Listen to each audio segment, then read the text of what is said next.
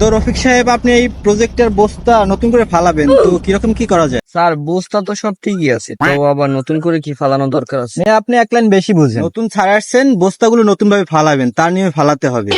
আপনি একটু কম বুঝেন। আপনি এই প্রজেক্টে কাজ করতে কত টাকা চাচ্ছেন? আমি তো যাচ্ছি 50 লাখ। তো শফিক সাহেব, আপনি এই প্রজেক্টের কাজের জন্য কত টাকা চাচ্ছেন? জি সালাম সাহেব, আমি এই পুরো প্রজেক্টটি একদম ধৈর্য সহকারে শেষ করে দেব, আমাকে 1 কোটি টাকা দিলেই হবে। তো শফিক সাহেব, আপনারা তো একই প্রজেক্টের লোক, একই সাথে আসছেন, তো দুজনের তো দুরকম হলো কেন বিলটা? সালাম সাহেব, আপনাকে দেখে মনে হচ্ছে আপনার পকেটটা পুরোই ফাঁকা। আমি এই প্রজেক্টে 1 কোটি টাকা বলেছি।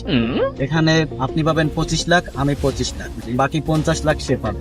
তাতে আপনারও লাভ, আমারও লাভ এবং তারও লাভ। এখন আপনি ভেবে দেখুন। জি ডিলটা। কাজ কবে ধরছেন? আমি কাজ যত দেরিতে ধরবো তত আমাদের আরো লাভ।